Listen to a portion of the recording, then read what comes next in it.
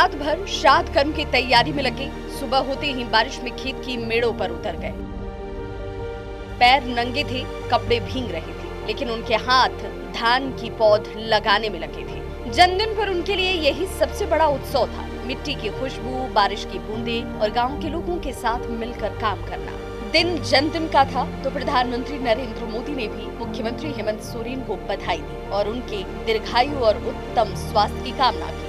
लेकिन इस बार न तो कोई मोमबत्ती जली, न कोई रंग बिरंगा जश्न हुआ, क्योंकि आज ही के दिन वे अपने पिता देशोम गुरु शिबू सोरेन की याद में श्राद्ध कर्म की रस्में निभा रहे हैं। छठे दिन की परंपरागत आदिवासी विधियों में हर क्रिया में शामिल हो रहे हैं। पंडाल से लेकर बैठने की जगह तक हर व्यवस्था का मुख्यमंत्री हेमंत सोरेन ने खुद जायजा लिया।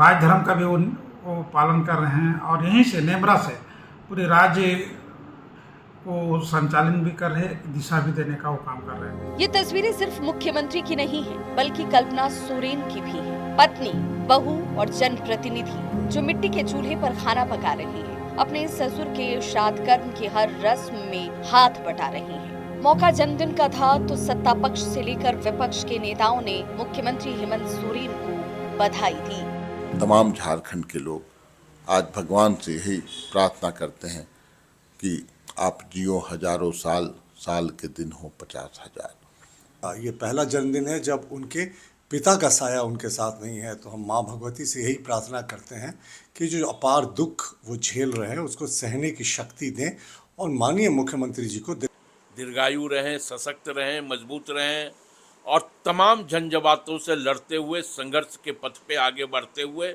झारखंड के उत्थान के लिए, झारखंड के विकास के लिए जो उनकी परिकल्पना है, उस परिकल्पना पर सकारात्मक रूप से काम करते रहे। नेमरा की मिट्टी में पिता की याद में भींगे बेटे के कदम और किसानों की तकलीफ में भींगा उनका दिल।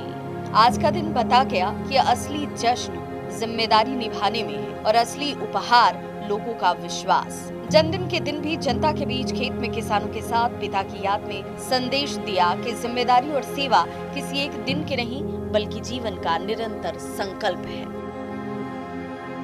न्यूज़ 18 के लिए रामगढ़ से जावेद खान के साथ रांची से गौरव झा की रिपोर्ट।